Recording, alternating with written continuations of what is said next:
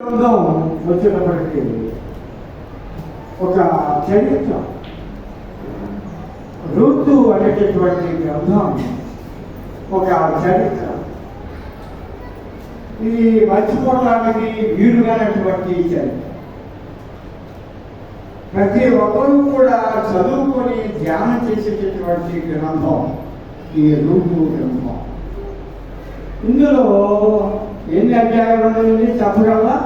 4 అధ్యాయాలు. చాలా చిన్న గ్రంథం అండి. అమ్మా చూసావా శిరీష? చూడండి, 4 అధ్యాయాలు అంటే నువ్వు సలహా ఇస్తున్నావు. 4 అధ్యాయాలు ఈ ఋతు గ్రంథంలో. ఎవరు రాస్తారు ఈ ఋతు గ్రంథాన్ని? సమూయేలు ప్రవక్త రాసినట్టుగా మనం చరిత్రలో మనం చదువుతాం. రూతు అనగా అర్థం ఏమిటి అమ్మా? రూతు అనగా అర్థం ఏమిటి? నిజంగా అర్థం లేదు.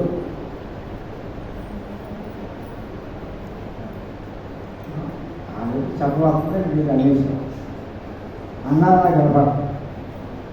రూతు అనగా అర్థం ఏంటంటే సౌందర్యము. ఏంటమ్మా రూతు అంటే అర్థం ఏంటి? సౌందర్యం. ఎస్తేర్ అంటే అర్థం ఏంటి? ఎస్తేర్ అంటే నక్షత్రము అని. మరి రూత్ అనే వాళ్ళు ఉన్నారా మా సంఘంలో? అమ్మా ఎస్తేర్ అనేవాళ్ళు ఉన్నారు. ఆరాంగ అమ్మాయి. రూత్ అనేవాళ్ళు ఇప్పుడన్నీ కూడా క్లాసికల్ పేర్లు వచ్చేసి బైబిల్ పేర్లు పెట్టుకోవట్లేదండి. మార్తమ్మ, మరియమ్మ, రూతు, అవ్వ, అన్నమ్మ, శారమ్మ, రిబ్కా, ఈ పేర్లు ఎవరు పెట్టుకోవట్లేదండి. పెట్టుకుంటే మాటతానంగా ఉంటున్నారు. అందుచేత క్లాసికల్ పేర్లు అన్నమాట. నవిషి పేర్లు, మెచ్చిపోయే పేర్లు, 4 తెరగల పేర్లు అన్నమాట. 19 పేర్లు మనం చూద్దాం. 4 తెరగదండి ఆ పేరు మనం చూస్తే. కానీ ఋతు అనేటటువంటి ఈమె చాలా చరిత్ర కలిగినటువంటి. ఈమెది ఏ ఊరు?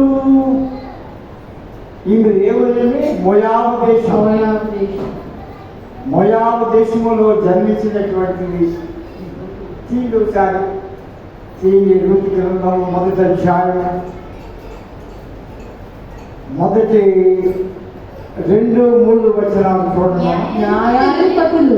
న్యాయాధిపతులు ఏలిన దినముల యందు దేశములో కరువు కలుగగా యూదా నుండి ఒక మనుష్యుడు తన భార్యను తన 2 కుమారులను వెంటబెట్టుకొని మోయాబు దేశమున కాపురముండుటకు వెళ్ళెను. ఆ మనుషుడి పేరు ఎలీమెలెకు, అతని భార్య పేరు నయోమి. అతని 2 కుమారుల పేర్లు మహ్లోను, కిల్యోను. వారి యూదా బెత్లెహేము వారైన ఎఫ్రాతీయులు. వారు మోయాబు దేశమునకు వెళ్ళి అక్కడ కాపురముండిరి. నయోమి పెండిటి అయిన ఎలీమెలెకు చనిపోయిన తరువాత ఆమెయు ఆమె 2 కుమారులను నిలిచి ఉండిరి. వారు మోయాబు స్త్రీలను పెళ్లి చేసుకొనిరి. వారిలో ఒక దాని పేరు ఓర్పా, రెండవ దాని పేరు రూతు.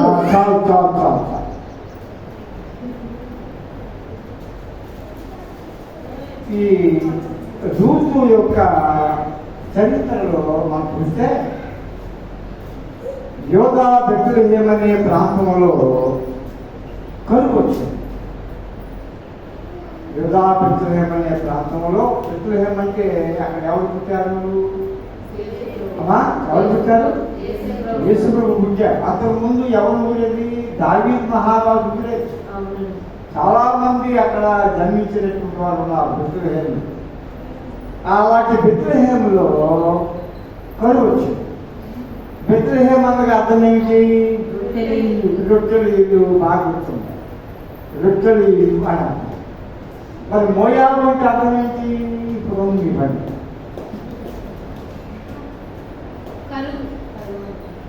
నువ్వు చెప్పండి, చెప్పవా? బెత్లెహేమంటే చెప్పేశారు. మోయాబు అంటే అర్థము నాశనకరము.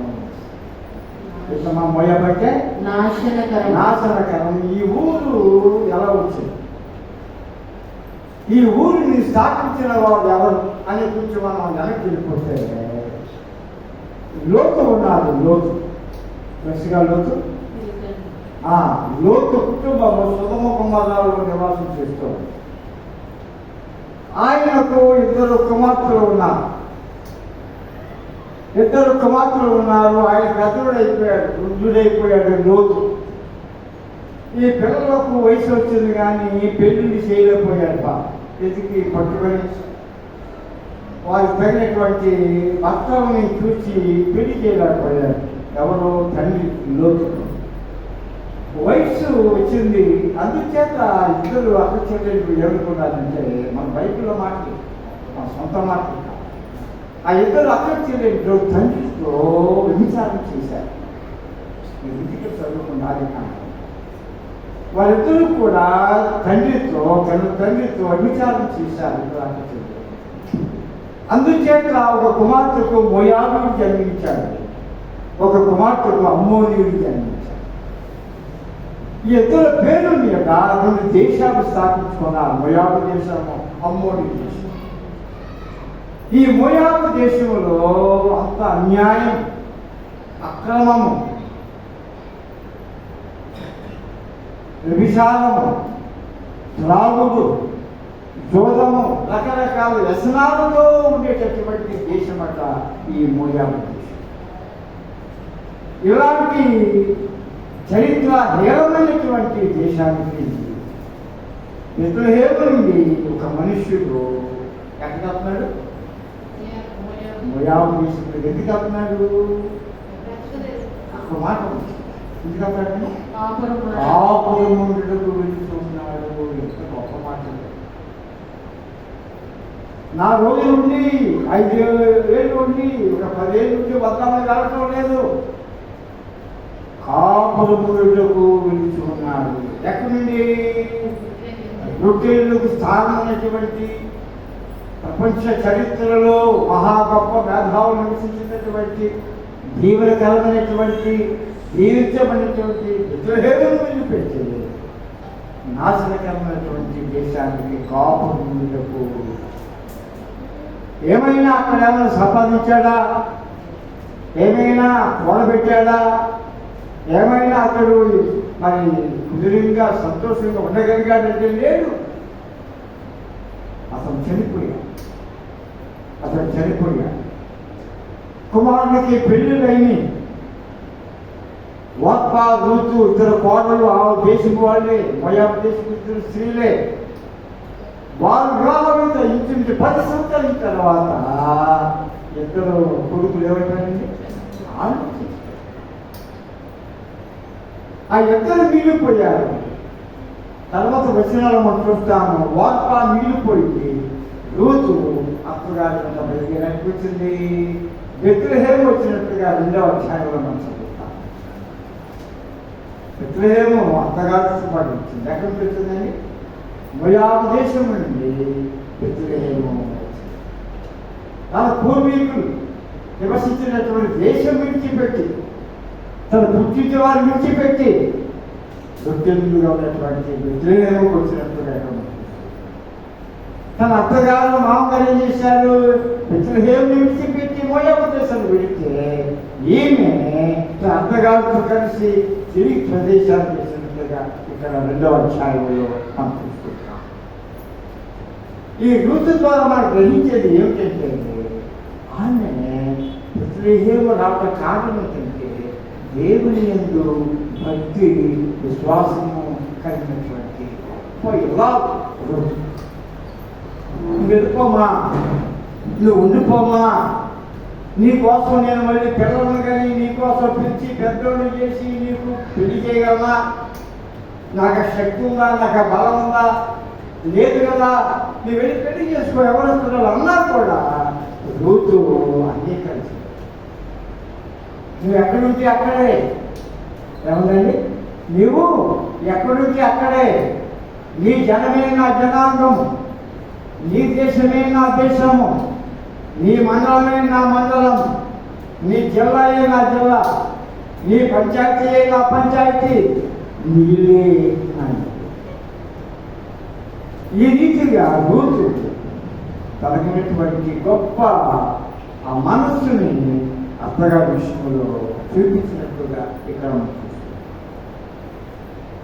ఈమె యొక్క మనస్సు వలన, ఈమెకున్నటువంటి ఆ యొక్క సత్ప్రవర్తన వలన ఆమె ఎంతగానో దీవించబడ్డట్టుగా.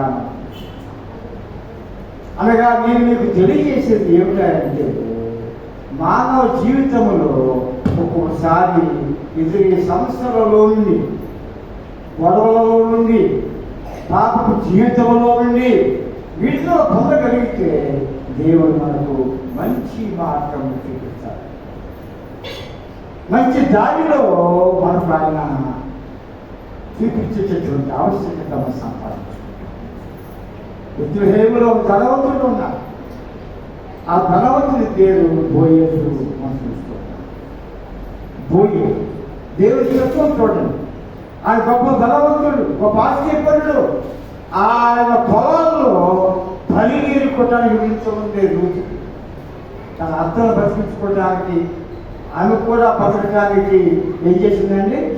ఆ బోయేజు యొక్క పొలాల్లోకి వెళ్ళి ఆమె బరిగి ఏరుకొని ఆ బరిగ ద్వారా తన అత్తను పోషించుకుంటూ, తాను పోషించుకుంటూ ఆ యజమానికి నమ్మకస్తురాలుగా. మనం ఏనాడైతే దేవుడి యందు భక్తి విశ్వాసం కలిగి ఉంటామో మన కుటుంబాన్ని దేవుడు పోషిస్తాడు. మన కుటుంబాన్ని ఆయన జ్ఞాపకం చేసుకుంటాడు. మన జీవితాన్ని ఆయన జ్ఞాపకం చేసుకుంటాడు. ఇక చాలా మంది గౌరవం ఉన్నారు, గౌరవం ఉన్నారు. వారికి ఏదో ఆపద వస్తూ ఉంది, ఏదో ఇబ్బంది వస్తూ ఉంది, ఏదో అవరోధాలు వస్తూ ఉన్నాయి. వారి దేవుళ్ళు ఉన్నారు, వారి దేవతలు ఉన్నారు. వారిని విడిచిపెట్టి ఇక్కడ ఏదో గొప్ప మహాత్మ్యం ఉన్నది, అద్భుతం ఉన్నది, ఆశ్చర్యం ఉన్నది, ఇక్కడ సహాయం ఉన్నది, ఇక్కడ సహకారం ఉన్నది, ఇక్కడ జీవనం ఉన్నదని చెప్పి మనకు కొంతమంది వస్తూ ఉన్నారు. ప్రతి జీవితంలో, విశ్వాస జీవితంలో మనకున్న సేవకుల ద్వారా, చక్రవర్తి గారి ద్వారా, మీ ప్రార్థన ద్వారా, ఈ గుడి యొక్క గొప్పతనాన్ని బట్టి కొంతమంది హిందువులు, హైందవులు మన గురికి వస్తూ ఉన్నారు. విగ్రహాలను విడిచిపెట్టి ఈయన నిజ దేవుడు, ఈయన స్వస్థపరిచే దేవుడు, ఆత్మల నుండి తొలగించి మనకు మనశ్శాంతిని ఇచ్చే దేవుడు అని నమ్మిన వారు చాలా మంది ఉన్నారు. రూపు కూడా అలాగే నమ్ముకుంది. విగ్రహారాధికురాలు అన్య దేశంలో కూర్చునేటువంటిది. కానీ అత్తగారి యొక్క ప్రార్థన, అత్తగారి యొక్క విశ్వాసం, అత్తగారి యొక్క ప్రేమ ఆప్యాయత గ్రహించి ఈమె నమ్మిన దేవుడు గొప్పవాడై ఉంటాడు, ఈమె నమ్మిన దేవుడు స్వస్థపరిచేవాడై ఉంటాడు అని చెప్పి ఆమె వెళ్ళిపోమా, నువ్వు పెళ్లి చేసుకోమా, నీ కోసం నేను పిల్లల కనలేను, వయసు లేదు నాకు అన్నప్పటికీ అత్తగారి వద్ద బెత్లెహేం వచ్చినట్లుగా. బెత్లెహేం వచ్చిన తరువాత ఆమె జీవితం ఏమైపోయిందండి? మారిపోయింది. ఆమె జీవితము కర్ణపైపోయింది, మారిపోయింది. బోయేజు యొక్క భార్యగా ఆమె బోయేజు భార్యగా ఆమె చేరు. చూడండి, ఋతు 2వ అధ్యాయం 11వ వచనం చూడవచ్చు. నీ తల్లిదండ్రులను నీ జన్మభూమిని విడిచి ఇంతకు ముందు నీవు ఎరుగని వచ్చితివి. యెహోవా నీవు చేసిన దానికి ప్రతిఫలం ఇచ్చును. ఇశ్రాయేలీయుల దేవుడైన యెహోవా రెక్కల కింద సురక్షితముగా ఉండినట్లు నీవు వచ్చితివి. ఆయన నీకు సంపూర్ణమైన బహుమానం ఇచ్చుకునని ఆమెకు ఉత్తరమిచ్చెను. దేవుడి దగ్గరికి వచ్చి మనం ఏం చెప్తున్నామా? బహుమానము. దేవుడి మందిరంలో ఉన్న మనందరికీ కూడా ఇచ్చే బహుమానం ఏంటంటే లోకరాజ్యం, నిత్యరాజ్యం. Eternal unshakable children of God, కదల్చబడినటువంటి దైవరాజ్యం. అది కదల్చబడలేదు దైవరాజ్యం. ఆ రాజ్యంలోకి వెళ్ళటానికి ఆయన ఒక గిఫ్ట్గా ఇవ్వటానికి ఆయన లోకానికి వచ్చినట్టు చూస్తూ ఉన్నాం. కనుక రూతుతో చెప్పిన మాట చూడండి, విశ్వదేవుడైన యెహోవా రెక్కల కింద సురక్షితముగా ఉన్నట్టు వచ్చేసింది. ఆయన రెక్కల కింద ఏముందండి? సురక్షితమా, క్షేమము. దేవుడు ఎక్కడ చోటన మనం భద్రపరచబడి గొప్ప కృప ఆయన ఇస్తున్నాడు. కనుక దేవుని సహవాసంలోకి మనందరం కూడా రావాల్సింది. పాత జీవితం పోయింది రూతుకి, అన్య దేవత ఆరాధన పోయింది రూతుకి, నాశనకరమైన దేశంలో నుండి విడుదల పొందింది రూతు. వచ్చిన తర్వాత ఒక మహనీయుడు, ఒక మహానుభావుడు బోయదు ఏం చేశాడండి? తర్వాత వచ్చిన ఆ భాగం ఆమె వివాహం చేసుకున్నాడు. యేసు ప్రభు వంశానికి మూల పురుషురాలు ఎవరైతే రూతు వంశంలో ఉండే ఆ యేసు ప్రభు. రూతు ద్వారా బోయదు ద్వారా ఎవరు పుట్టారు? ఉబేదుదోము పుట్టారు. ఉబేదుదోము ద్వారా ఎవరు పుట్టారు? యెషీ పుట్టారు. యెషీ ద్వారా ఎవరు పుట్టారు? దావీదు పుట్టారు. దావీదు వంశంలో ఎవరు పుట్టారు? యేసు పుట్టారు. యేసు ప్రభు వంశానికి మూలకర్త ఎవరంటే భార్యాభర్తలు బోయదు, రూతు. ఇంకొక పాస్టర్. నీవు గొప్ప రక్షణ పొందుతావు. కారణం ఏంటంటే నీకు తెలియనటువంటి దేశం వచ్చేసారు. నీ పుట్టింటి నుంచి ఆ మాటలు చదువుతుంటే నాకు ఎంతో ఆశ్చర్యం. నీ తల్లిదండ్రులను నీ జనభూమిని విడిచిపెట్టి ఎంతకుముందు నీవు ఎరుగని జనములకు వచ్చితివి. యెహోవా నీవు చేస్తాను అనుభవించను. సరే, దేవుడిని యెహోవా వెంకటకుండా సురక్షితముగా ఉంటున్నప్పుడు నీవు వచ్చితివి. ఆయన సంపూర్ణమైన ఎంత గొప్ప ఆశీర్వాదం. ఆడపిల్లలు కూడా వివాహ సమయంలో మనం చూస్తాం అమ్మా, చాలామంది పుట్టింటిని విడిచిపెట్టి, ఆ తల్లిని విడిచిపెట్టి, తల్లిని విడిచిపెట్టి వివాహం చేసుకుంటానికి ఎక్కడొస్తుంది జమా? ఎక్కడొచ్చాడు? మీ అమ్మాయిని నాన్న విడిచిపెట్టి నేను చేసిన పెళ్ళి. మరి ఆ రోజున వాళ్ళు ఎంతో ఏడ్చుకుంటూ బతుకులు పంపించారు. ఇవాళ జీవితకరంగా చాలా జీవితం కొనసాగిస్తుంది. అలాగే ఇంకో విజయం, అంతకుముందు ఉన్న తరం అమ్మా, అంతకుముందు పద్మకుమారి, ఇంకా ఎవరెవరు ఉన్నారు, మహేష్ భార్య, తర్వాత బ్యాచ్ ఉన్నారు. ఇప్పుడు వచ్చిన అయ్యగారు వాళ్ళు పిల్లలు తీసుకుంటున్నారు. కనుక దేవుని యొక్క చిత్తానుకూలముగా వ్యవహారం జరుగుతున్న కారణం ఏంటంటే అత్తవారి యొక్క క్షేమదాయకమైనటువంటి పరిస్థితి కలగాలని దీవించి అని తీసుకుంటూ ఉంటారు. అది క్షేమము కుటుంబాలు లేదు. భర్తలు మంచివాళ్ళు కాకపోతే, భర్తలు మార్గం సరిగ్గా ఉండకపోవటం, వారి యొక్క బుద్ధి, వారికి ఉన్నటువంటి ఆలోచన, వారికి ఉన్నటువంటి తలంపులు మంచిగా ఉండకపోవటం వలన కొన్ని కాపురాలు మంచిగా ఉంటారు ముందు, తర్వాత ఆడపిల్లలతో జీవితం ఆడుకునేవాళ్ళు ఉన్నారు, అత్తవారిని పీడించేవాళ్ళు ఉన్నారు, కట్నాలు కానుకలతో కావాలని హింసించేవాడు, కొట్టేవాడు, తెచ్చేవాడు, కత్తులతో బెదిరించేవాడు, సిగరెట్లతో పొట్టలతో కాల్చేవాడు. ఎంతోమందిని చూశాను ఆ సర్వీస్లో. పొడిచేవాడు, చంపేసేవాడు, బలవంతంగా పొడిచి చంపేవాడు, బలవంతంగా ఏదో ఒకటి విషం పెట్టి దాయించి చంపేవాడు. చాలా కానీ కొన్ని కాపురాలు మనం చూస్తాం సంతోషంగా, సరదాగా, హ్యాపీగా సాగిపెట్టుకున్నాము. రూతు మొదటి భర్త చనిపోవడం వలన కొంతమంది ఆమెను నిషేధించుకున్నారు, కొంతమంది ఎగతాళి చేశారు. కానీ తర్వాత జీవితంలో ఆమె జీవితంతా ఆశీర్వాదంలో ఇంకా దేవుని బంధువులు మనం జ్ఞాపకం చేస్తాం. కనుక మానవ జీవితంలో దేవుని సహవాసంలో మనం రావాల్సింది. పాత జీవితం విడిచిపెట్టారు. రెండవ పాఠం మనం చూసాం. రెండో పాట చూసాం మనం. చూడండి యోహాను సువార్త 7వ అధ్యాయం 3వ వచనం చూస్తాడు. యోహాను సువార్త 3వ అధ్యాయం. అమ్మా వారితో అనగా వారు మేమును నీతో కూడా వచ్చేదమని వారు వెళ్ళి దోణి ఎక్కిరి కాని ఆ రాత్రి ఏమీ పట్టలేదు. ఎంత అన్యాయం! యేసుబాబు సమాధి తిరిగి లేచాడు, లేచి కనపడ్డాడు, మాట్లాడాడు. మాట్లాడిన తర్వాత వీళ్ళు ఏమన్నారు? యేసుప్రభుతో కూడా సేవ చేయాలి. ఇప్పుడు ఏమన్నారు? ఇక్కడ చేపలు పట్టాలి, పాత జీవితాన్ని వెళ్ళిపోతున్నారు, మళ్ళీ గెలవలే సముద్రం వెళ్ళిపోతారు. అంతకుముందు ఎవరున్నారు అక్కడ? 2వ వచనంలో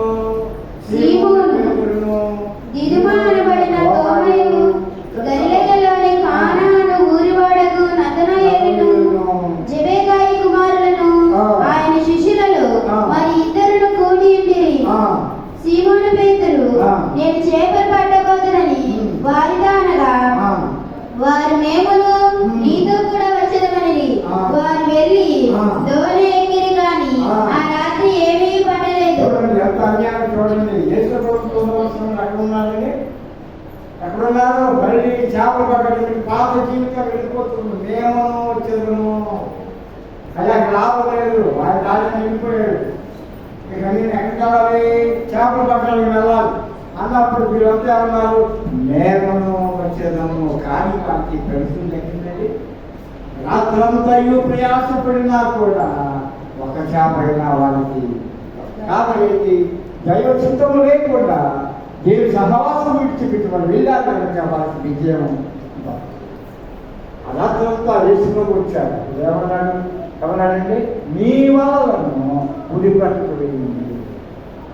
వాడు గుర్తుపట్టలేదు, దేశంలో గుర్తుపట్టలేదు. వాళ్ళ ప్రజలు మూయబడి ఉన్నారు, అజ్ఞానంతో వాళ్ళు ఉన్నారు, మూయబడి ఉన్నవి. అందుచేత యేసులో వాళ్ళు గుర్తుపట్టాలంటే మళ్ళీ పాత జీవితానికి వాళ్ళు వెళ్ళిపోయి చేప పెట్టుకోలేదు. వారికి జయము కలగలేదు, వారికి చేపల బల లేదు. కానీ ప్రభువు చెప్పిన మాట ప్రకారం వాళ్ళు వేసినప్పుడు ఎన్ని చేపలు పడినాయి? 153. ఏ చేపలు? పెద్ద పరిగా, చిన్న చిన్న పరిగా, పెద్ద చేపలు. అద్భుతం జరిగింది. అద్భుత జీవితంలో అద్భుతం జరిగింది, శిష్యుల జీవితంలో అద్భుతం జరిగింది. ఇంకొక మాట మనం జ్ఞాపకం చేసుకుందాం.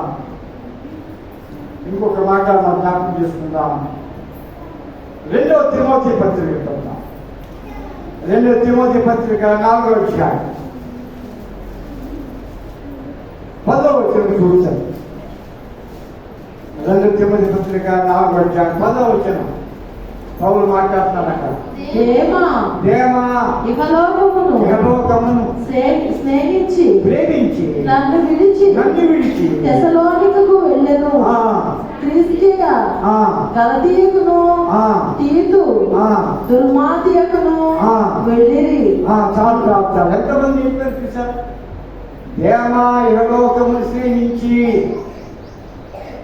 భూతేమో నాశనకరమైన ప్రాంతాన్ని విడిచిపెట్టి జీవనకరమైన స్థలానికి వచ్చి జీవులు పొందింది. శిష్యులు జీవనకరమైనటువంటి ప్రభు సహవాసం విడిచిపెట్టి పాత జీవితానికి వెళ్ళిపోయి మళ్ళీ అద్భుతాలు చూసి ప్రభు దగ్గరికి వచ్చారు. ఇక్కడ మనం చూస్తూ ఉంటే దేవ పౌలుతో కూడా చాలా కాలం స్నేహం చేశారు. పౌలుతో కూడా సేవ చేసి చివరి ఏమైపోయింది? బ్రతుకైపోయారు. అప్పుడు పౌలు దుఃఖపడుతూ ఉన్నాడు, ఏడుస్తూ ఉన్నాడు. ఏమంటాడండి? దేవ ఇహలోకమును స్నేహించి ప్రభువును విడిచిపెట్టేశాడు. బాప్తిసమిచ్చి జీవించి సేవలో గెలిపించినటువంటి పౌలు విడిచిపెట్టాడు దేవ. అందుచేత పౌలు దుఃఖపడి ఈ లోకంలో ఉన్న ఆ మాధుర్యాన్ని విసిరి చూసినటువంటి దేవ నన్ను విడిచి ఈ సేవను విడిచిపెట్టి ఆయన వెళ్ళిపోయాడయ్యా అని తిమోతి పత్రికలో ఆ పౌరు కోసం మాటలను జ్ఞాపకం చేసుకుంటున్నాం. కనుక దేవ వలే కొంతమంది మనం ఉన్నాం కనుక ఇహలోకంలో ప్రేమించే వాళ్ళు ఉన్నారు. చాలామంది మనకు కనపడుతూ ఉంటారు, మనం చూస్తూ ఉంటాం. కొన్ని చోట్ల మన గుడికి వచ్చే వాళ్ళు ఉన్నారు కొంతమంది.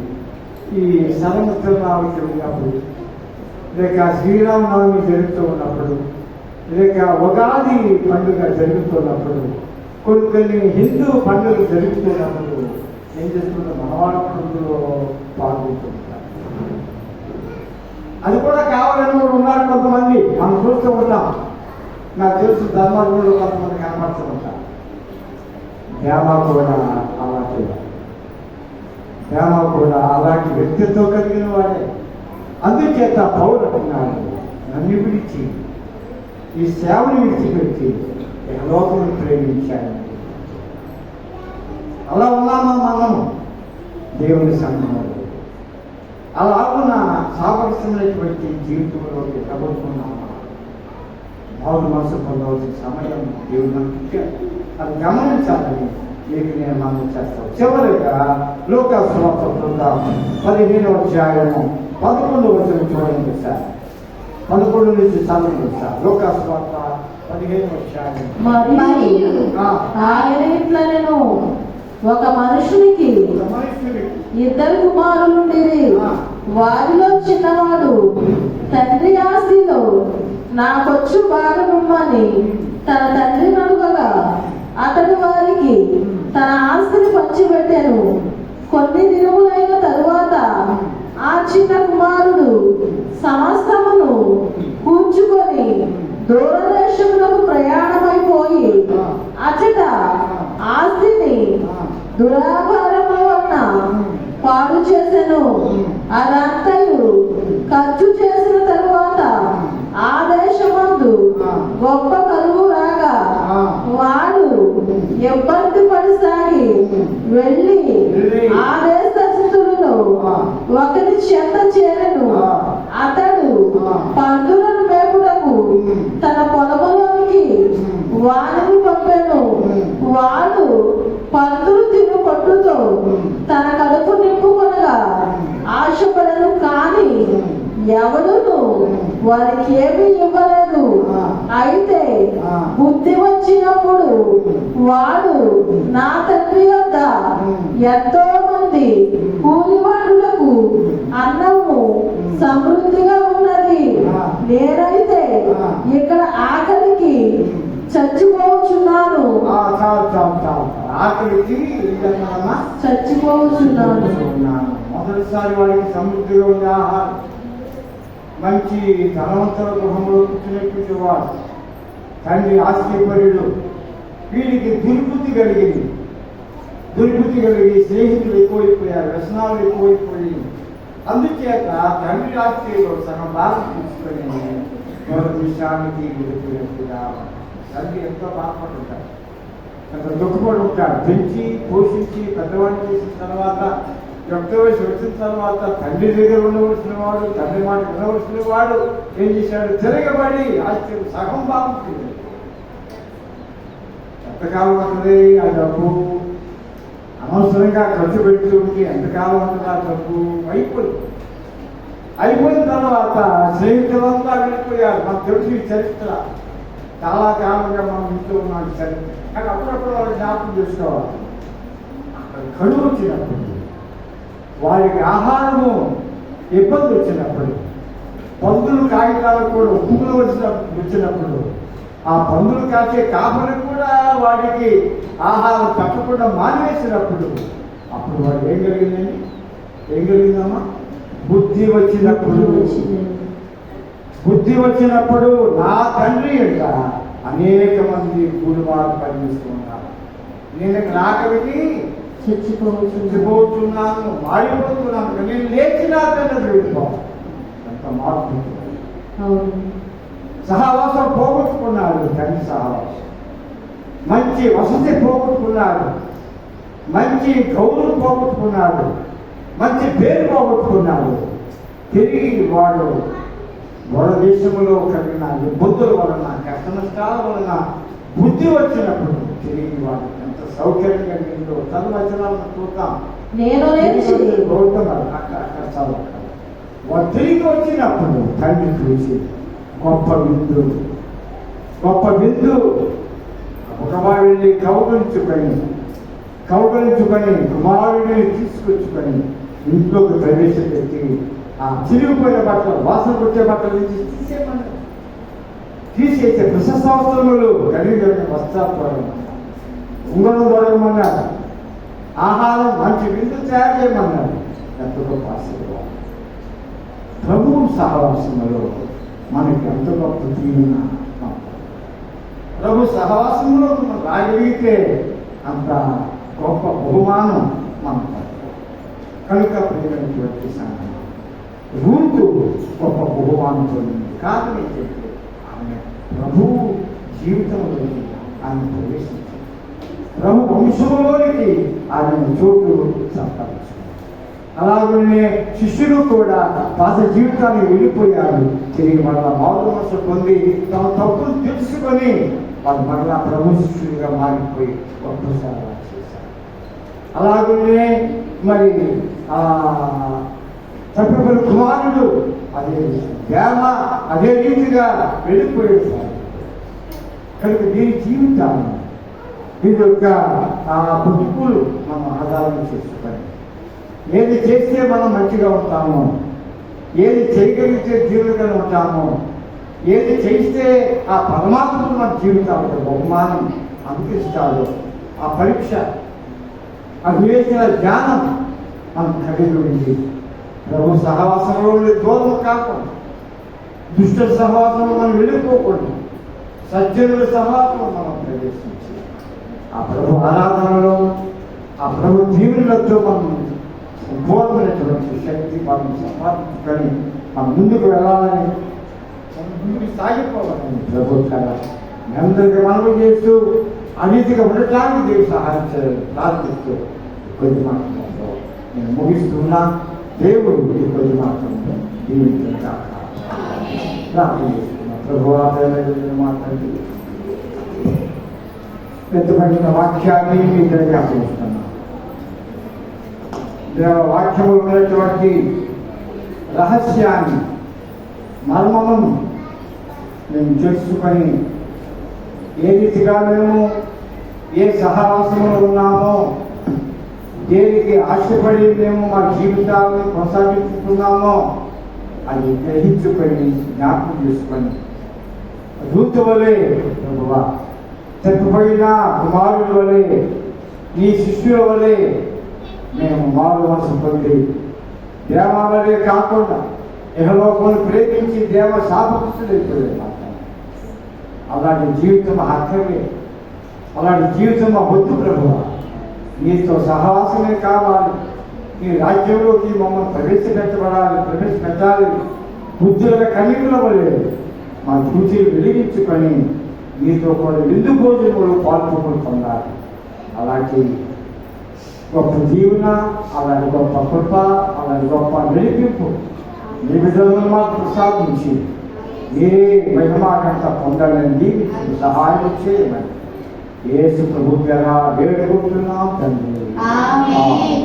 మనమందరం వేచి నిలుచుని నాలుగు నదులు పాడుతుండగా మన కానుకలు